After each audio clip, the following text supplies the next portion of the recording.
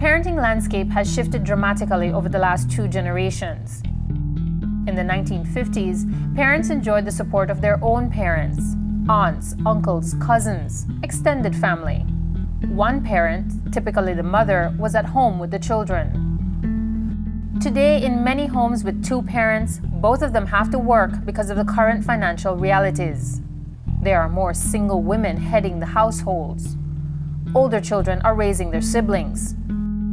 There is much less support, much less community involvement in parenting, even as the population continues to grow at a rapid rate. I haven't had my mom there helping me, and she wasn't there by my side, but actually people were there by my side, so it just hurt me to say that they are here, they're always there for me, and my mom, who is my mom, is not there for me. I had to say that, this is for my picnic. This is for my daughter. None of them know I'm here. They don't know why I'm here, right? And I'll stick through this.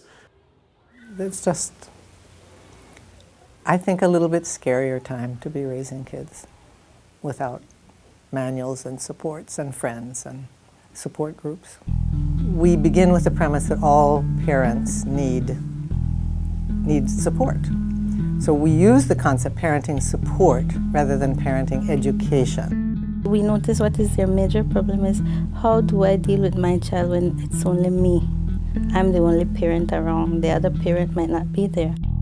How do I share my time between the work that I have to do to provide for the child and the nurturing that I have to do so that the child gets that positive parenting needed.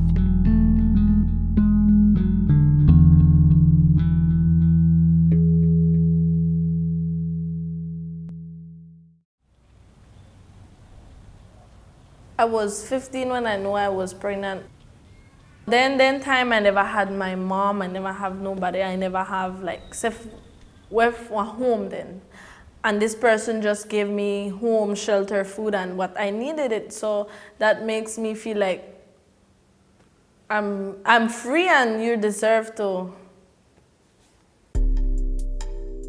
How to be a parent was right at YES. They teach us how to breastfeed the child, how to take care of them, when to feed them, how many times to feed them, how to change their diapers. They teach us so many things that sometimes it just runs through your mind over and over and over, but the doctors there come you need to give them their vaccination, make sure you're on time, make sure you feed them, you burp them.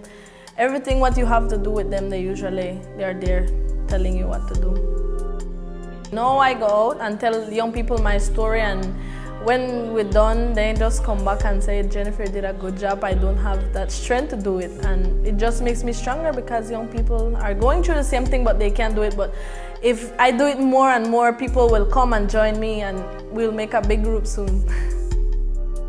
Through my life where I got with my mom, actually, I really don't want to give my daughter that because that feel like, in my world, my parents feel like I don't know nobody. And I don't want my daughter feel the same way. I want she feel that she have people where she could depend on, if they're not me, granny, grandpa, but she have people where I depend on. And I just want to give her the best that I didn't have and give her the love that I didn't have. We're at a critical crossroad with our parents because parents are struggling with a lot of issues that they have to be balancing, issues relating to poverty, the spate of violence that's going on in our country. A lot of parents simply don't have the tools, don't know what to do and how to do it in raising their children. The child's brain, and I know you've heard this much more than once, but the child's brain is actually like a sponge at that time. It sucks up everything. So if the child goes through traumatizing events, that will affect the child later on in his behavior. Then when the child is 6, 7, you wonder, why is my child behaving that badly? It's because of what happened when the child was younger. So you have to look at what is happening birth to 3.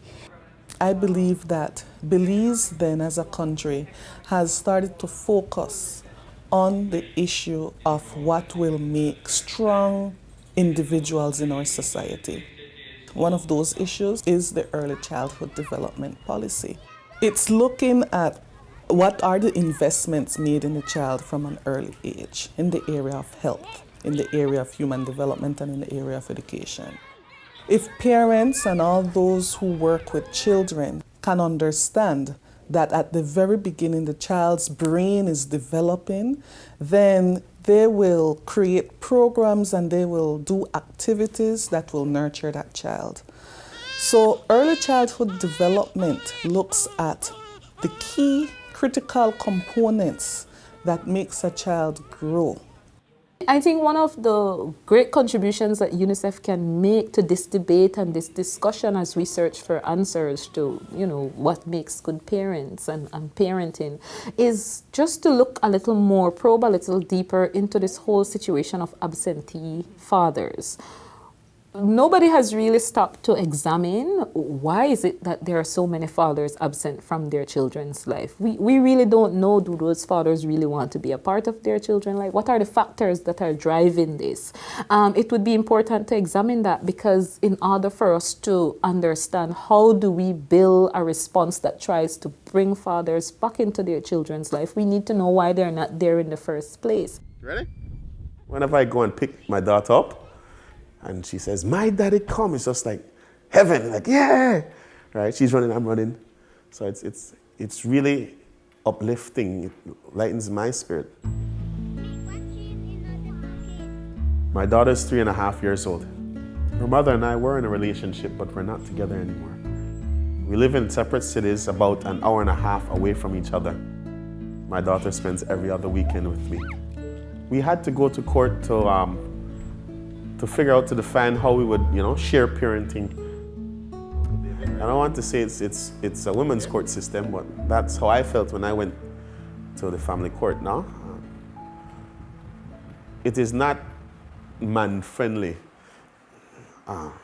You walk up there and you get the stares already. People watch you like, with the dope, I must maintenance or no one take care of picnic. The services for parenting for men, we need more counseling in teaching us how to cope with the situation, cope with having patience.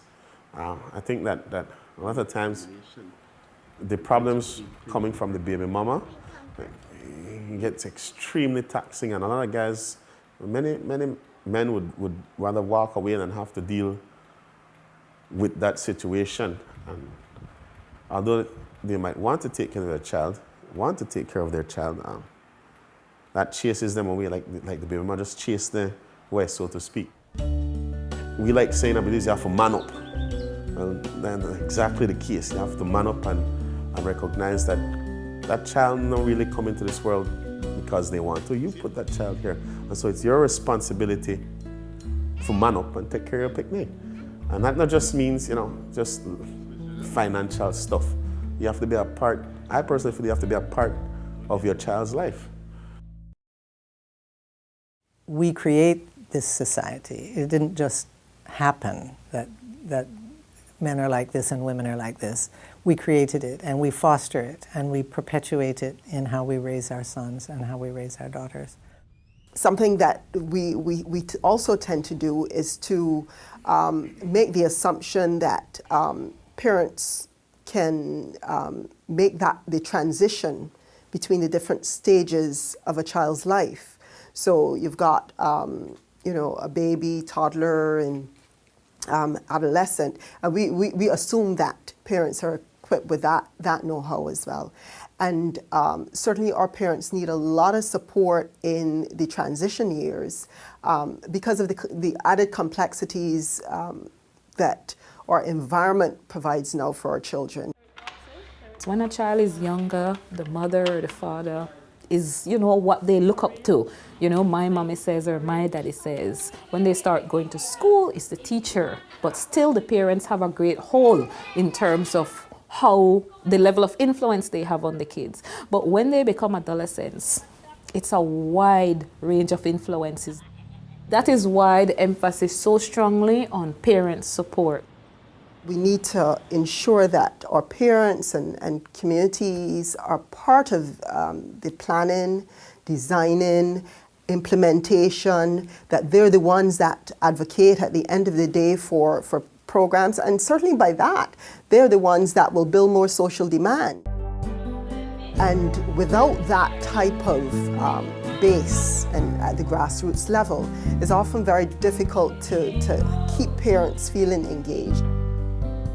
I want parents to know you'll make mistakes, you'll not get it right, but it's about just continually trying to build that relationship with your children, because that's what it is at the end of the day, you know, that connectedness and just consistently trying and just trying to understand, you know, and I think that's one of the messages, because we, you know, sometimes we try to say, oh, it's perfect and you know, you must get it this way because, you know, this is what parenting is about, and it's not true.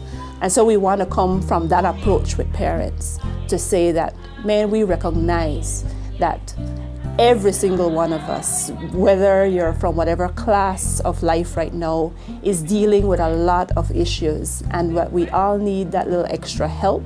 And we want you to also teach us and to communicate to us what you need. To join the discussion on parenting in Belize, visit Community and Parent Empowerment Program, COMPAR, Department of Human Services at number 40 Regent Street in Belize City. For further information, visit unicef.org/Belize or dbzchild.org. This message is brought to you by UNICEF in partnership with the Ministry of Human Development, Social Transformation, and Poverty Alleviation.